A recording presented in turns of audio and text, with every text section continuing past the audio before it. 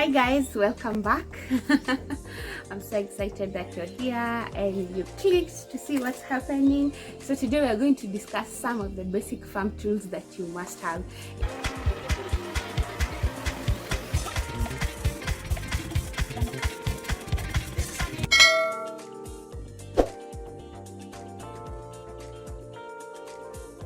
If you're willing to go into farming, these are the things you need to have. Let no one tell you that you need to start with 1,000 things. These are the basics of just starting a normal farm, things you even find in a typical home, especially if you have a kitchen garden. These are things that are mostly you can find in a hardware, and some of them you can find in an agrovet. So let's start. A panga. A panga, this one is just for cutting everything, cutting down trees, cutting down twigs. If you want to, also for planting. Long time ago they used to plant this. You lift up the soil and put your beans in there.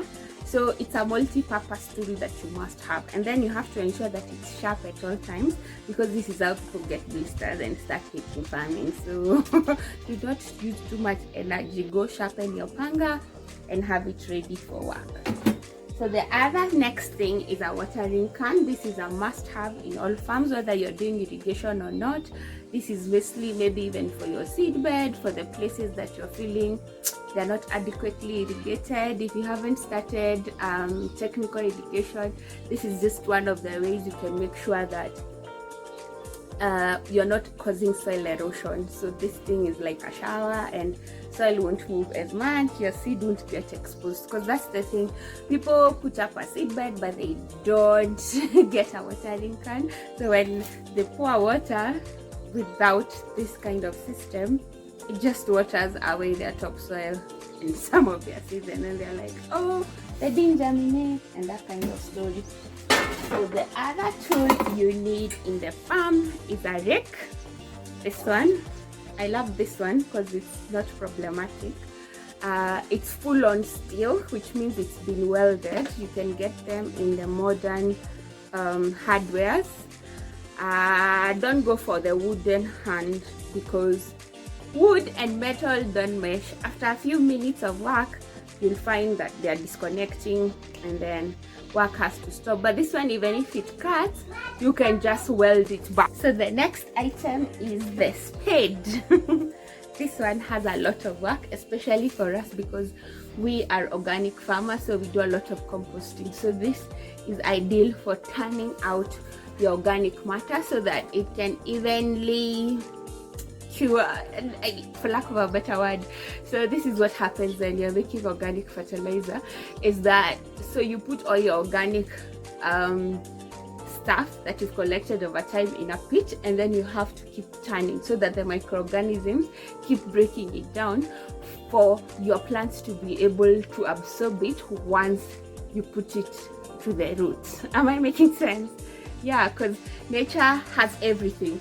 If you eat a carrot, it has all those micronutrients, and so when you put it in a compost pit, it breaks down into those nutrients, and that's what you're replenishing back to the soil naturally without going to look for chemicals, because guys, chemicals are not that good for you. Yeah. The other item is a djembe. I am an urban farmer, and I can tell you I have rarely used this. Mostly because I think I outsource that part, but because we also practice minimal cultivation, we don't like exposing. So this, what it does, it's a hoe. I know, don't start laughing, I didn't mean hoe. It's H-O-E, not hoe, the one you're thinking. So when you start, it exposes the soil, and when you expose the soil, it's like exposing skin. You feel like, like you have a wound, and soil takes so much time to recover from being exposed. And then the microorganisms, how the ocean forms coral, from fish bones and decaying fish animal life. It's the same with the soil. It takes so much time for that soil to become what it is. So if you keep turning it up all the time, you are disrupting the geological cycle, and so eventually you're affecting the output. I went to this wonderful farm, which we are planning a farm tour next month in March 2021. Guys, please check out all my social media channels to see when it's a magical place. I've never been there. So it's owned by Mzungu from Australia, and he has like, okay, so they don't even count their land in acres, they count it in hectares, which means that it's a lot of land. You go and you go and you go and you go, and they practice zero cultivation, which is where you use mechanized cultivation. The level of agriculture there is just tech. The Panga has, you key in coordinates, and the Tinga does everything else. It's a very efficient way of doing things, especially if you have that kind of space. But the most interesting thing is that they do not expose their soil, so they retain moisture, and they are smack in the middle of a hot place.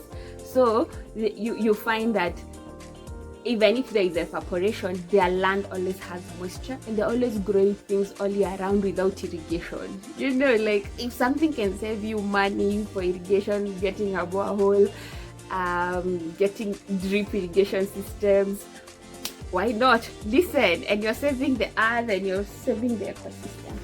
So the two last items that we are going to discuss today is a bucket. This I use a lot.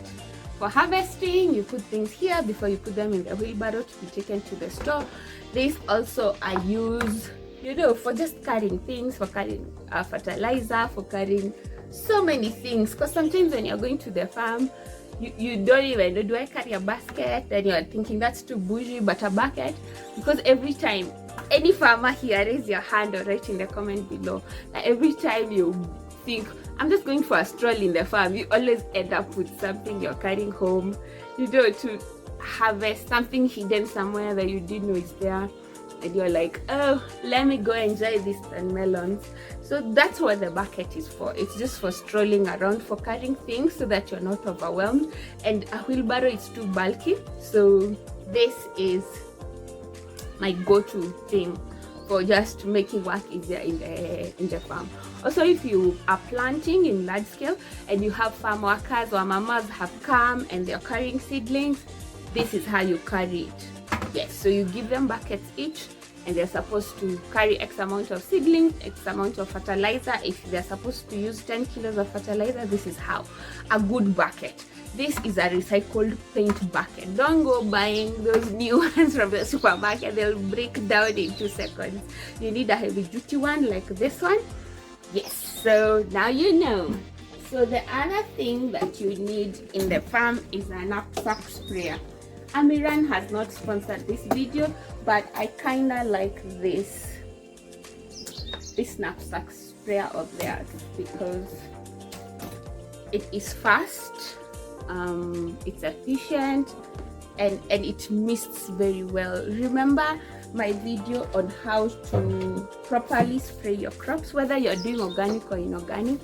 For us, we also make solutions of organic using marigold, which is things called mafagi in Kikuyu. I don't know what other name I can use, but if you look at my social media pages, especially on Instagram, you will see me smelling marigold, and in the caption it's written marigold. That's what is the best for adding. And then you add garlic, then you add chili, and then you add onion, and you let it ferment overnight. So that's your ideal organic spray. And this pump is very good. In your lifetime as a farmer, this is the thing you'll buy a lot because they break down quite fast. But this one is not even that expensive, yet I can rely on it. I can know that my neighbors come and borrow, and because they have seen the magic compared to theirs, they're just like, I'll use that knapsack for 3 hours. Let me go borrow a garage, then I can finish this in half an hour. But the only bad thing, it's 16 liters, it's not 20 liters, and most of the prescriptions are usually given in 20 liters, plus 20 liters has 4 more liters. I'm sorry, that's my daughter making noise. Yeah, so the second last item is gumboots. Gumboots. This one you need so that you can protect, to make it easier. You can really hate farming if you don't have the right tools, but these are some of the ways I'm going to make your life easier. Mine are extra because I love this dog pose on them, but I have like 15 pairs of gumboots, but these are my favorite because of the print, and they're kind of nice. And you know, they're kind of heavy duty, not like the ones for butter, but I also have those ones for butter. Yeah, so, but it's a bit of a struggle when it's hot and sunny in Kitengela and you have to wear gumboots. So I also wear and see Crocs or gumboots. But if it's muddy, gumboots for sure, because otherwise you won't be able to do much. And so the last item that I'm going to put a picture here is a wheelbarrow. You always need a wheelbarrow for harvesting, for carrying manure, for carrying those heavy things, because it has a wheel.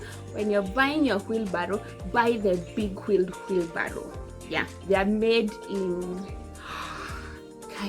Sujogo Road. That road, I think it's called Ikomba, somewhere near there. So there you'll find very good wheelbarrows. They go for about 8,000 to 10,000. A very good one, you can get it for 15,000, which is pure steel that will last you for very long. It depends on the kind of investments you want to make, but at least the wheel should be the big one. It should be the size of a car kind of wheel. Yeah, so that's all for today, guys. Thank you for hanging out with me. I hope you learned something. Let me know your favorite farm tool, and if there are any farm tools that I should know about, that should be in my basic list. Yeah, I'm also here to learn as much as I'm here to share what I've learned. Thank you. Please subscribe.